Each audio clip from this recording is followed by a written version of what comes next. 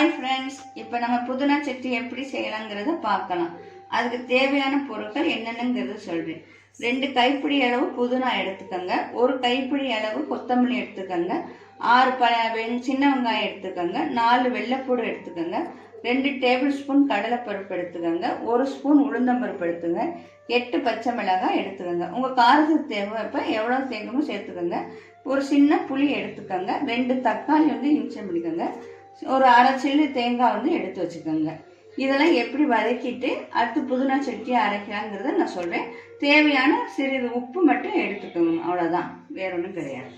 நம்ம இப்போ எப்படி செய்யலாங்கிறத பார்க்கலாம். இப்போ நம்ம முதல்ல அடுப்பை ஆன் பண்ணிக்கிடுவோம். வானிலையை எடுத்து நம்ம இப்போ வச்சுக்கிடுவோம். சட்னி நல்லா காஞ்சதுக்கு அப்புறம் 2 ஸ்பூன் எண்ணெய் ஊற்றிக்கோங்க.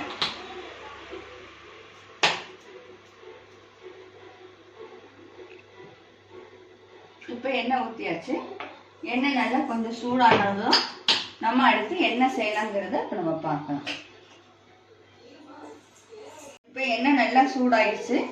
இப்போ முதல்ல உளுந்தம்பருப்பு நம்ம ஆட் பண்ணிக்குவோம்.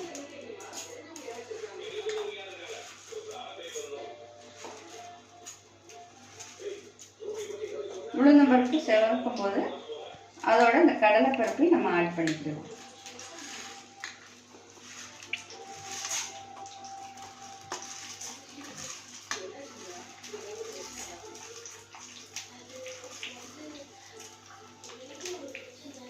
இது நல்லா கொஞ்சம் செவந்து வரணும், அது வரைக்கும் கொஞ்சம் சூட்டில் வதக்கணும்.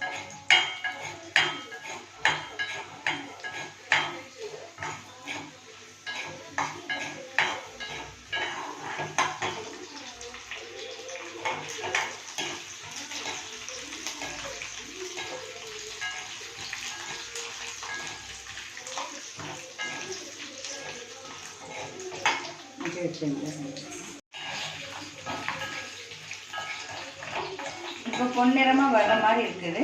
அதோட 2 கருவேப்பிலை மட்டும் போட்டுக்கோங்க. போட்டோம்னா கொஞ்சம் வாசமாக இருக்கும். அதுக்காண்டி இதை கொஞ்சம் ஆட் பண்ணிக்கோங்க.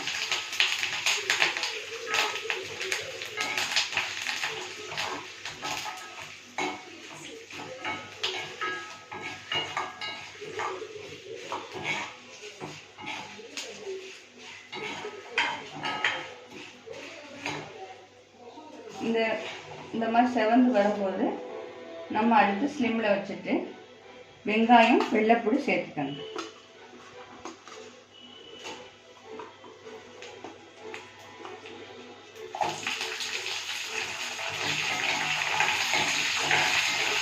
இந்த வெங்காயம் வெள்ளைப்பூடோடைய இந்த சிறு புளி வச்சுருந்தோம்ல அதையும் ஆட் பண்ணிடுங்க.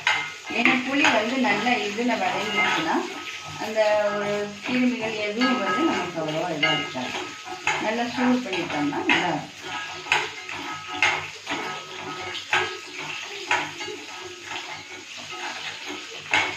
அடுத்து 8 பச்சை மிளகாய் சொல்லியிருந்தோம்ல அதையும் இதோட சேர்த்து ஆட் பண்ணிடுங்க.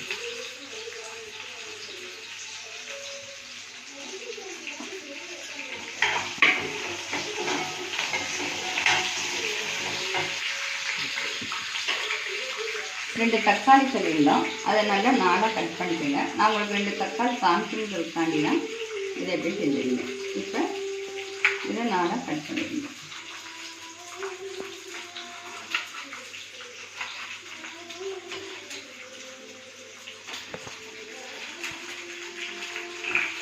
தக்காளி கொஞ்சம் நல்லா வதங்க.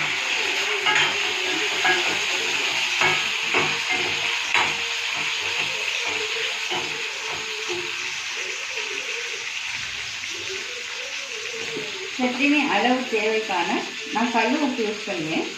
அதனால் இப்போ இந்த இதோடு சேர்த்து நம்ம உப்பு போட்டோம்னா சீக்கிரம் கொஞ்சம் வதங்கிடும்.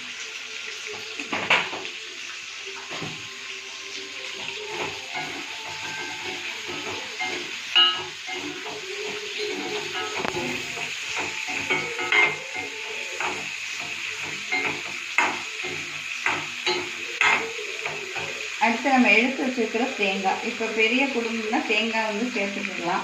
தேங்காய் சேர்க்கறது சேர்க்காதவங்க இருக்கும். அப்படியே சேர்க்கறதுனா எண்ணெயில் வதக்கி நம்ம சேர்த்துக்கிட்டோம்னா கொஞ்சம் அதுக்கு இடாமல் நல்லா இருக்கும். எங்கேயாவது ஊருக்கு போகிறோம் அப்படின்னா தேங்காய் அரைச்சி சேர்த்து கொண்டு போனோம்னா நீங்கள் மேக்ஸிமம் நல்லா சூடு பண்ணிடுங்க, வதக்கிடணும்.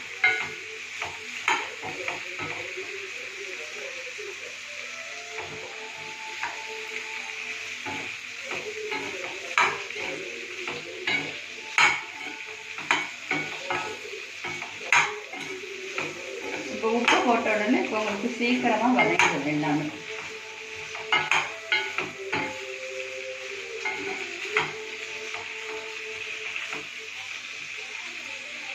இதை ரொம்ப புதினா கொத்தமல்லி ரொம்ப வதக்கக்கூடாது.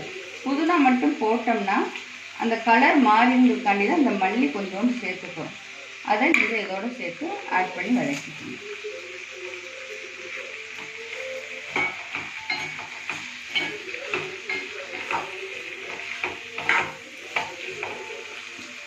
அடுத்து புதினா,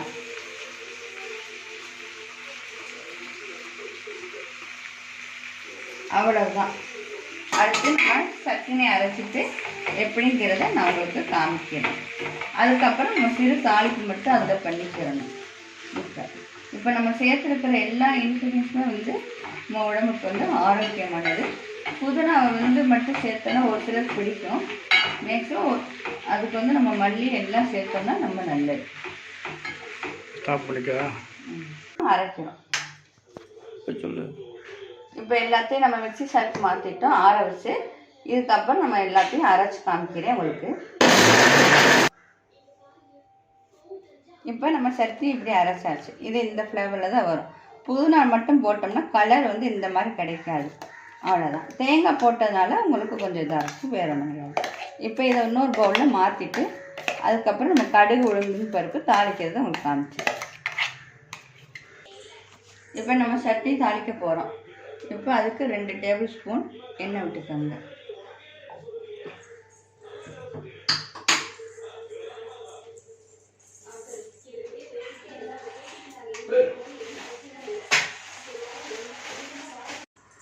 இப்போ எண்ணெய் நல்லா சூடாயிடுச்சு.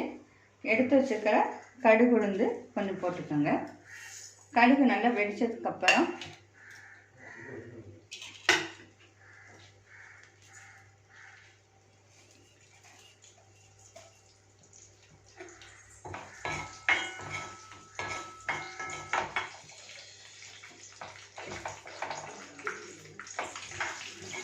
நல்லா கடுகு நல்லா வெடிச்சு வருது.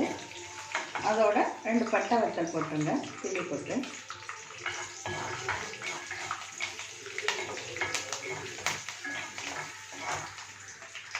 கருவேப்பிலை வச்சுங்க. கருவேப்பிலை நம்ம ஆட் பண்ணியிருக்கோம், அதனால் அது சேர்க்கணும். கொஞ்சம் பெருங்காயம் சேர்த்து, அவ்வளோதான். இது செவந்த உடனே நம்ம இந்த சட்னிலேருந்து மிக்ஸ் பண்ணிடணும். அதோட நம்ம தோசை, இட்லி அது எதுக்குனாலும் நம்ம பயன்படுத்திக்கணும். சப்பாத்திக்கும் கூட பயன்படுத்திக்கலாம். அதில் கொஞ்சம் சின்ன வெங்காயம் நல்லா வதக்கி போட்டோம்னா சப்பாத்திக்கு அதோடு சாப்பிடும்போது தாளிக்கும்போது வதக்கி போட்டோம்னா ரொம்ப டேஸ்ட்டாக இருக்கும். இப்போ நல்லா செவந்துருச்சு, அவ்வளோதான்.